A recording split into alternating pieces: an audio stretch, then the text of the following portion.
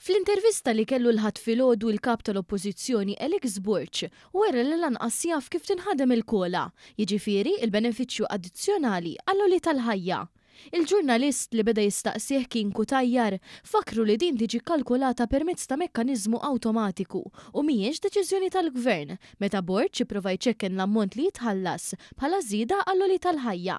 Alex staqsih kif qed jargumenta li din il-formula hi ħażina u x'jagħmel differenti. Bla dubju l-formula illi ilha tintuża snin twal illum mhix tieħu consideration l-eżiġenzi u r-realtajiet li hawn qudiemna. Jiġifieri li kien lussu 15 sena ilu, illum jafsar bżonn. U għalhekk ma nistgħux nibqgħu bil-fors nużaw l-istess formula u wasal il-mument illi ż-żewġ partit impoġġu anke fuq il-kwistjoni u naraw kif nirrevedu l-formula ta' kif nużaw biex nimplementaw il-kola, biex noħorġu s-somma tal-kola. Biex il-kola tiġi tindirizza l-eżiġenzi u r-realtajiet li hemm barra. Iżda dan huwa l-kollox skorrett.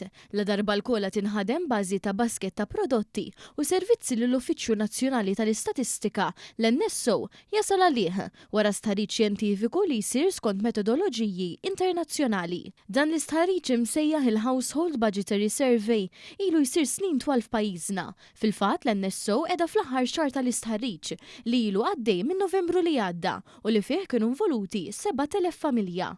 Mhux veru xejn ukoll li l-kola maħduma fuq il-konsum tal-familji ta' 15-il sena ilu. Fil-fatt il-Household Budgetary Survey li tinħadem fuq il-kola bħalissa kien intemm f'Marzu tal-2016, jiġifieri 8 snin u nofs ilu. Minn barra hekk il-formula tal-kola lanqas tħares biss lejn dak li hu neċessarju, iżda tinkludi prezzijiet bħal dawk ta' vjaġġi bl-ajru u vaganzi f'lukandi, servizzi tal-internet u mobiles, arja kundizzjonata, ikliet f'ristoranti u xiri ta' prodotti online. Fuq kollox il-kalkulu tal-kola ma jiddeċiduhx il-partiti politiċi, imma l-esperti indipendenti tal-NSO, waqt li biex jiġi sorveljat ix-xogħol tagħhom ukoll jeżisti ir-Retail Price Index Advisory Board li jinkludi rappreżentanza mill-imsieħba soċjali kollha u akkademiċi tal-università. Sa dan it-tant Gvern Laburista minn barra li sena wara oħra dejjem ivvota għal aktar flus biex l-NSO ikollu riżorsi kollha l-funzjonijiet tiegħu, fl-2022 kien daħal mekkaniżmu addizzjonali kontra l-għolli tal-ħajja li ġieli jissejjaħ it-tieni kola.